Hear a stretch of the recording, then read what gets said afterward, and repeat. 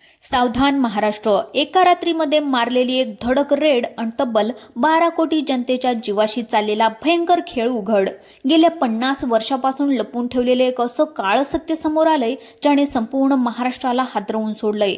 तुकाराम मुंडेंनी अशा 5 वस्तू सांगितल्या आहेत ज्या खाल्ल्याने लोकांना भयंकर आजार होत आहेत आणि लाखो लोक आपले प्राण गमावून बसत आहेत. होय, तुमच्या माझ्या घरामध्ये दररोज वापरल्या जाणाऱ्या अशा 5 वस्तू ज्या की आपण अगदी हक्काने खातोय आणि पितोय. पण या 3 वस्तूंमध्ये आढळलेली भेसळ इतकी भयंकर आहे की तुमचा डॉक्टरकडे जाण्याचा मार्ग याच 5 वस्तूंमुळे तयार होतोय.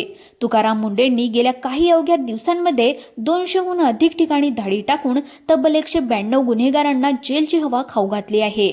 सगळीकडे तुकाराम मुंडेच्या नावाचा डंका वाजत आहे. तुकाराम मुंडे साहेबांनी एक असा मोठा पर्दाफाश केलाय. अशा 5 वस्तूंची नावे जाहीर केली की जे एकूण अक्षरशः संपूर्ण महाराष्ट्राला 440 व्होल्टचा झटका बसलाय.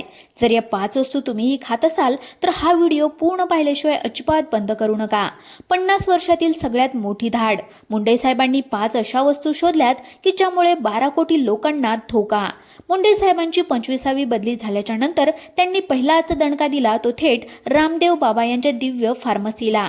मुंबई, पुणे, नाशिकमध्ये 73 लाखांचा साठा जप्त झाला. कडक प्रशासक म्हणून ओळखल्या जाणाऱ्या तुकाराम मुंडे साहेबांच्या एका धाडसी कारवाईमुळे हा महाघोटाळा उघडकीस आलाय. ज्या 50 वर्षाच्या काळ्या धंद्याला आजवर कोणी हात लावायची हिंमत केली नाही तो काळा धंदा एकाच रात्रीमध्ये उद्ध्वस्त झाला. दृष्टी आय ड्रॉप, मधुग्रीड सारखी औषधं जप्त करण्यामध्ये आली आहेत आणि लोकांना वाटलं आता त्यांची बदली लगेचच होईल, पण ते तर झालंच नाही. मुंडे साहेबांच्या टेबलावर संपूर्ण महाराष्ट्राचा नकाशा होता. त्यांच्या डोक्यामध्ये एक अत्यंत गुप्त प्लॅन तयार होत होता आणि त्यांनी आपल्या सर्वात विश्वासू अधिकाऱ्याची कोर टीम तयार केली होती. अनेक मोठ्या कंपन्यांवर छापे टाकल्याच्या नंतर मुंडेंची नजर अचानक रस्त्याच्या कडेला हातगाडे लावून बसणाऱ्या आणि स्थानिक खाऊगल्ल्यांमध्ये व्यवसाय करणाऱ्या स्टॉलकडे वळली. लोकांना वाटले साहेब इथे का आले असतील, पण खरा ड्रामा तर इथूनच सुरू होत होता. त्यांनी एका वडापावच्या स्टॉलवर अचानक धाड टाकली. आता तुम्ही म्हणाल की वडापावचा आणि 12 कोटी लोकांच्या आरोग्याचा काय संबंध? महाराष्ट्रामध्ये जवळपास 60 ते 70% लोक बाहेर पडले की आवडीने वडापाव खातात. पण या वस्तूला रेफरन्स पकडून जेव्हा तपास सुरू झाला तेव्हा धक्कादायक गोष्टी समोर आल्या. पहिला प्रश्न उपस्थित झाला तो म्हणजे वडापाव तळण्यासाठी वापरल्या जाणाऱ्या तेलावर.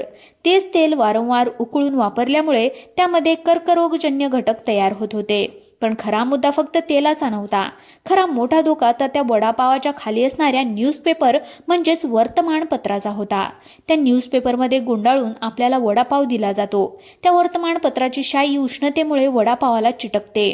या शाहीमध्ये बायफेनिल नावाची धोकादायक रसायने असतात जी थेट पोटामध्ये जाऊन किडनी आणि लिव्हर पूर्णपणे निकामी करतात.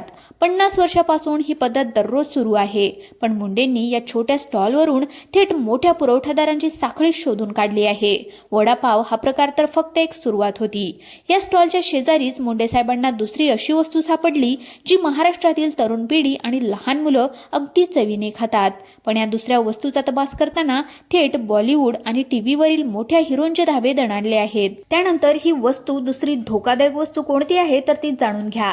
त्या वडापावच्या स्टॉलच्या शेजारी दुसरी धाड पडली ती एका मोठ्या भेळ सेंटरवर. भेळ ही एक अशी वस्तू आहे जी महाराष्ट्रातल्या निम्म्यापेक्षा जास्त जनतेची आवडती आहे. पण या भेळीचा संबंध थेट पॅकिंग आणि आरोग्याशी जोडला गेलाय. भेळ सुद्धा मोठ्या प्रमाणावर वर्तमानपत्राच्या कागदावर किंवा निकृष्ट दर्जाच्या प्लास्टिक प्लेट्समध्ये दिली जाते. FDAच्या टीमने जेव्हा या भेळ बनवण्याच्या साहित्याची तपासणी केली तेव्हा त्यामध्ये वापरल्या जाणाऱ्या चटण्या, शेव आणि रंगवून ठेवलेले साहित्य जप्त करण्यामध्ये आलेत. आता वेळ आली होती त्या तिसऱ्या गोष्टीची. ही तिसरी गोष्ट अशी आहे की जी महाराष्ट्रातील 12 कोटी लोकांच्या घरामध्ये दररोज 100% वापरली जाते. या तिसऱ्या वस्तूच्या नावाखाली आपल्याला जे विष पाजले जात होते त्याचा जेव्हा लॅबोरेटरीमध्ये पर्दाफाश झाला तेव्हा स्वतः अधिकारीही चक्रावून गेले की काय आहे हे दुधाचं भयानक काळं सत्य पहा. या ठिकाणी थेट मुख्य विषयावर येऊयात. ती तिसरी आणि सर्वात घातक वस्तू म्हणजे दूध. महाराष्ट्रातल्या प्रत्येक घराची सकाळ संध्याकाळ दुधाने होते. पण food safety and standards authority of India FSSAIच्या आकडेवारीनुसार तपासलेल्या नमुन्यापैकी तब्बल 41% दुधामध्ये पाणी, 12% दुधामध्ये डिटर्जंट आणि 8% दुधामध्ये युरिया सापडलाय. महाराष्ट्र हा दुधाच्या भेसळीमध्ये उत्तर प्रदेशनंतर देशामध्ये दुसऱ्या क्रमांकावर आलाय. मुंडे साहेबांनी ही साखळी कशी चालते याचा पूर्ण अभ्यास केला होता.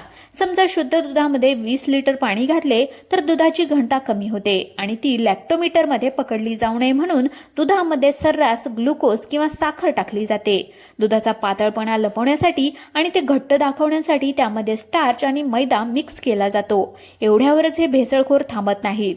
डेअरीमध्ये दुधाचे प्रोटीन मोजण्यासाठी मशीन नायट्रोजनची पातळी तपासते. हा नायट्रोजन कृत्रिमरित्या वाढवण्यासाठी दुधामध्ये थेट युरिया खत मिसळले जाते, ज्यामुळे मशीनमध्ये हाय प्रोटीन दूध दिसते. फॅट कमी झाल्यामुळे दुधावरची क्रीम कमी होते, तर ती वाढवण्यासाठी आणि दुधाला पांढरा शुभ्र फेस आणण्यासाठी कपडे म्हणजेच धुण्याचा डिटर्जंट किंवा शॅम्पू सुद्धा वापरला जातो. उन्हाळ्यामध्ये हे दूध खराब होऊ नये म्हणून त्यामध्ये सोडा, हायड्रोजन पॅरॉक्साईड आणि फॉर्मलिन सारखी विषारी रसायने टाकली जातात, ज्याने माणसाला थेट कॅन्सर म्हणजेच कर्करोग सुद्धा होऊ शकतो. दुधाच्या नावाखाली लहान मुलांना आणि सर्वसामान्यांना हे केमिकल पाजले जात होते. तुकाराम मुंडेंनी अन्न आणि औषध प्रशासनाची धुरा हाती घेतल्याच्या नंतर थेट डेअरी उद्योगांच्या चालकांना बोलावून स्पष्ट बजावले. लोकांच्या जीवाशी खेळणाऱ्यांची जागा थेट तुरुंगामध्ये आहे. अधिकारी तेच आहेत, विभाग तोच आहे, पण नेतृत्व बदलल्यामुळे आता कसलीही तडजोड न करता थेट FIR दाखल केली जात आहे. कित्येक भेसळखोर आपले तूप, पनीर आणि खवा फेकून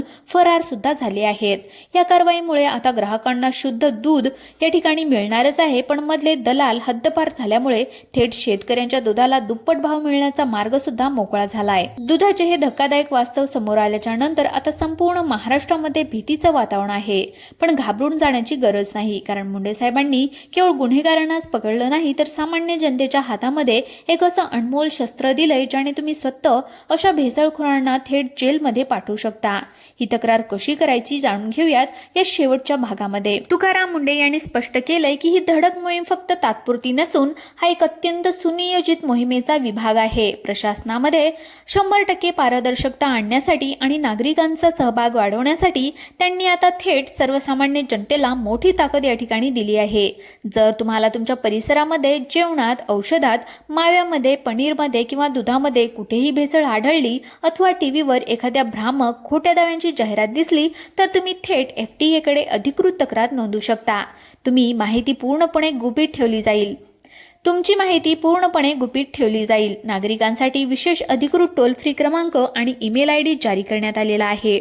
टोल फ्री क्रमांक आहे 1800222365, तर ईमेल ID jcfoodhq@gov.in. लवकरच एक मोबाईल ॲप सुद्धा लॉन्च केले जाणार आहे, ज्याच्या माध्यमातून सामान्य जनता कोणत्याही भेसळीचे फोटो किंवा व्हिडिओ पुरावे म्हणून सुरक्षितपणे प्रशासनाकडे थेट पाठवू शकणार आहेत. तुम्ही माहिती द्या, आम्ही थेट जागेवर येऊन सील ठोकू, अशी थेट गर्जनाच तुकाराम मुंडे यांनी केली आहे. आता या माहितीच्या नंतर सर्वात महत्त्वाचा आणि कळेचा मुद्दा येतो, तो म्हणजे तुमच्या आणि माझ्या जागरूकतेचा. यूट्यूबवर केवळ असे व्हिडिओ पाहून किंवा माहिती मिळून आपली जबाबदारी संपत नाही, तर आपल्याला खरोखरच ही विषारी साखळी मोडून काढायची असेल, जर स्वतःच्या कुटुंबाला सुरक्षित ठेवायचं असेल, तर आपल्याला केवळ प्रेक्षक न राहता कृती सुद्धा करावी लागेल. आणि त्यासाठीच मी तुम्हाला एक सोपी आणि टप्प्याटप्प्याने फॉलो करता येईल अशी पद्धत सांगितली आहे, जी तुम्ही आजच अंमलामध्ये आणू शकता. पहिली पायरी, आज तुमच्या घरातील दुधाची किंवा रोजच्या साहित्याची एक छोटी आणि प्राथमिक चाचणी करून पहा. बाजारामध्ये मिळणारे लॅक्टोमीटर किंवा घरगुती सोप्या पद्धती, जसे की दुधाचा एक थेंब गुळगुळीत उतरत्या पृष्ठभागावर टाका. जर तो मागे पांढरी रेग न सोडता वाहून गेला तर समजा की त्यामध्ये पाण्याची भेसळ आहे. अशा गोष्टी करून जागरूक राहणे अत्यंत महत्त्वाचे आहे. त्याचप्रमाणे जेव्हा कधी तुम्ही बाहेर मिळणारे वडापाव, भेळ घ्याल, तेव्हा समोरच्या दुकानाला किंवा स्टॉल चालकाला वर्तमानपत्राच्या कागदावर वडापाव देण्यास स्पष्ट शब्दांमध्ये नकार द्या. त्याला सांगा, वृत्तपत्राची शाही पोटात गेल्याच्या नंतर काही गंभीर आजार होऊ शकतात आणि त्याला साध्या प्लेट्स किंवा पांढऱ्या कागदाचा वापर करायला भाग पाडा. तुमची छोटीशी चूक आणि जागरूकता एका मोठ्या रोगाला नियंत्रणामध्ये येण्यापासून वाचू शकते. तिसरी पायरी म्हणजे, जर तुमच्या कोणत्या भागामध्ये कोणत्याही दुकानामध्ये उघडपणे भेसळ करताना दिसत असेल, तर तिथे वाद न घालत बसता गुपचूप एक छोटासा व्हिडिओ बनवा आणि फोटो काढा आणि मी दिलेल्या टोल फ्री नंबर आणि ईमेल ID वर तो पुरावा प्रशासनाकडे पाठवा. तुमचं नाव पूर्णपणे गुप्त राहणार असल्यामुळे तुम्हाला भीती अजिबात बाळगण्याची गरज नाही. आता या संपूर्ण विषयावर तुमचं काय मत आहे? तुमच्या भागातही भेसळयुक्त किंवा वर्तमानपत्रामध्ये अन्न देण्याचे प्रकार सर्रास चालतात का? हे मला खाली कमेंट बॉक्समध्ये नक्की लिहून पाठवा. आणि तुम्ही स्वतः कधी भेसळीच्या विरोधामध्ये आवाज उठवला आहे का? किंवा तुमच्याकडे यावर काही उपाय आहे का? कमेंटच्या माध्यमातून नक्की शेअर करा, जेणेकरून इतर वाचकांनाही प्रेरणा मिळेल. ही लढाई फक्त तुकाराम मुंडे साहेब किंवा प्रशासनाची नाही, तर तुम्ही आम्ही आपल्या प्रत्येकाच्या आरोग्याची आणि अस्तित्वाची लढाई आहे. जर हा व्हिडिओ तुम्हाला माहितीपूर्वक वाटलेला असेल तर लाईक करा, तुमच्या नातेवाईकांना आणि मित्रांना नक्की शेअर करा, जेणेकरून महाराष्ट्रातील प्रत्येक नागरिक वेळेमध्ये सावध होतील. तुमची प्रत्येक कमेंट्स आणि प्रत्येक क्षण या म्हणण्याला मजबूत करेल. त्यामुळे कमेंट करायला अजिबात विसरू नका आणि जागरूक रहा. धन्यवाद.